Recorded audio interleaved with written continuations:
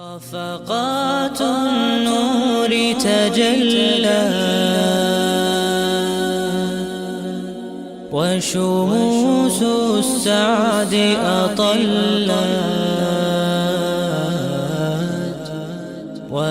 نحمده ونصلي على رسوله الكريم أما بعد সৈয়দা সারা আলাইহিস সালাম তিনি ছিলেন সৈয়দুনা ইব্রাহিম আলাইহিস সালামের সহধর্মিণী। প্রিয়তমা সারাকে তিনি খুব বেশি ভালোবাসতেন। ইব্রাহিম আলাইহিস সালামের মতো একজন নবীর ভালোবাসা পাওয়ার মতো সব গুণই তার ছিল। প্রথমত, সারা ছিলেন খুবই দিনদার ও পরহেজগার। দ্বিতীয়ত, তিনি অসাধারণ সৌন্দর্যের অধিকারী ছিলেন। পৃথিবীর শ্রেষ্ঠতম রূপসী নারীদের অন্যতম ছিলেন তিনি। বলা হয়ে থাকে, আম্মাজান হাওয়া আলাইহিস সালামের পর সারার মতো সৌন্দর্য পৃথিবীর আর কোনো নারী লাভ করেননি। অনেক মুফাসসিরের মতে সৈয়দুনা ইউসুফ আলাইহিস সালামের সৌন্দর্য তার দাদি সারার রূপের এক ঝলক মাত্র। তৃতীয়ত, সারা আলাইহিস সালাম ছিলেন ইব্রাহিম আলাইহিস সালামের চাচাতো বোন। আপন পিতা তাগুত নমরুদ ও তার সাঙ্গপাঙ্গদের সঙ্গে সংঘাত বাঁধার পর ইব্রাহিম আলাইহিস সালাম বললেন, ওয়া আ'তাজিলুকুম ওয়া মা তাদউনা মিন দুনিল্লাহ, আমি তোমাদেরকে এবং তোমরা যেসব গায়রুল্লাহর ইবাদত করো তাদের পরিত্যাগ করছি। তিনি আরও বললেন, ইন্নী মুহাজিরুন ইলা রব্বি, আমি আমার রবের উদ্দেশ্যে হিজরত করছি। তিনি যখন নিজের দেশ ছেড়ে শাম অভিমুখে হিজরত করেন, প্রিয়তমা স্ত্রী সারাও তার সাথী হন। তিনি স্বামীর প্রতি ঈমান এনে মুসলিম হয়ে গিয়েছিলেন। মাতৃভূমি ও আত্মীয় স্বজনের মায়া ত্যাগ করে সাইয়্যিদা সারা নিজের ঈমান ও দিন বাঁচাতে স্বামীর সঙ্গে নির্দ্বিধায় হিজরত করেন। প্রিয় বোন, মা বাবা, মাতৃভূমি ও আত্মীয় স্বজনের চেয়েও একজন মুমিন নারীর কাছে তার ঈমান ও দিনই বেশি মূল্যবান। তাই তো সৈয়দা সারা আলাইহিস সালাম ঈমান ও দিনের তাগিদে সব কিছু বিসর্জন দিয়েছেন, স্বামীর সঙ্গে হিজরতের পথে পা বাড়িয়েছেন। যুগে যুগে এটি মুমিন নারীদের শান। দিনের পথে তারা কখনোই স্বামীর জন্য বাধা হয়ে দাঁড়ায়নি, বরং স্বামীকে শক্তি, সাহস ও অনুপ্রেরণা জুগিয়েছে।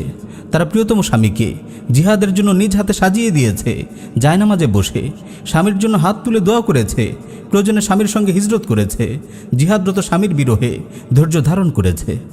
কিছুদিন স্বামী অবস্থান করে ইব্রাহিম আলাইহিস সালাম স্ত্রী সারাকে নিয়ে মিশরে চলে আসেন।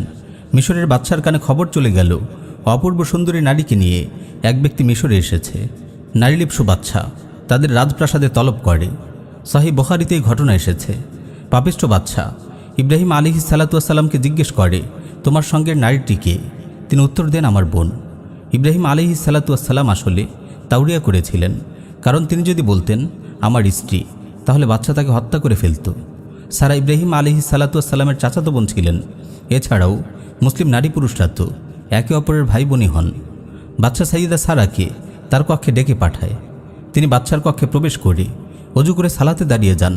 তারপর আল্লাহর কাছে দোয়া করেন, আল্লাহুম্মা ইন কুনতু আমানতু বিকা ওয়া বিরাসূলিক ওয়া আহসানতু ফারজি ইল্লা আলা যাওজি ফালা তুসাল্লিত আলাইয়াল কাফির।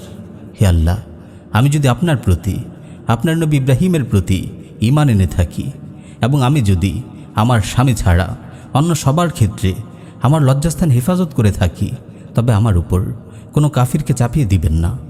বাদশা যখন কুমতলব নিয়ে সাইয়্যিদা সারার দিকে অগ্রসর হয়, আল্লাহর ইচ্ছায় সাথে সাথে তার নিঃশ্বাস বন্ধ হয়ে যাওয়ার উপক্রম হয়। ছটফট করতে করতে সে মাটিতে পদাঘাত করতে থাকে। তার মরণাপন্ন অবস্থা দেখে সারা দোয়া করেন, আল্লাহ, বাচ্চা যদি মারা যায় লোকেরা বলবে তাকে আমি মেরে ফেলেছি। এই দোয়ার ফলে বাচ্চা ভালো হয়ে যায়। পুনরায় সে কুমতলবে সাইয়্যিদা সারার দিকে অগ্রসর হয়। তিনি পুনরায় আল্লাহর কাছে দোয়া করেন। নিঃশ্বাস বন্ধ হয়ে বাচ্চা আবার ছটফট করতে শুরু করে। এভাবে সে 3 বার সাইয়্যিদা সারার দিকে অগ্রসর হয়। 3 বারই তার একই অবস্থা হয়। অবশেষে সে হাল ছেড়ে দেয় আর তার লোকদের বলে, তোমরা আমার কাছে এক শয়তান নিয়ে এসেছ। সাইয়্যিদা সারার এই দিনদারি ও তার প্রতি আল্লাহর সাহায্য দেখে বাচ্চা ভীষণ মুগ্ধ হয় এবং তার সেবা করার জন্য হাজার নামের এক তরুণীকে তাকে উপহারস্বরূপ প্রদান করে। প্রিয় বোনেরা, এই জাহিলি রাষ্ট্র ব্যবস্থায় নারীদের ধর্ষণ নিত্যনৈমিত্তিক ঘটনায় পরিণত হয়েছে। আমাদের মা বোনেরা আজ কোথাও নিরাপদ নয়। তাই সাইয়্যিদা সারার এই ঘটনা থেকে মা বোনদের অনেক কিছু শেখার আছে।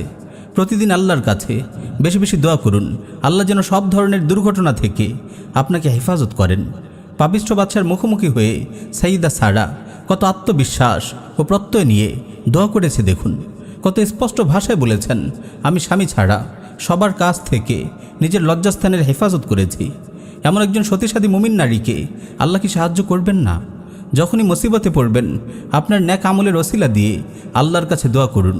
বাইরে বের হওয়ার সময় কোনো মাহরামের সঙ্গে বের হন, সর্বাঙ্গে বোরকা জড়িয়ে নিজের সৌন্দর্য ঢেকে বের হন। নিজের জীবন ও যৌবনকে পুত পবিত্র রাখুন।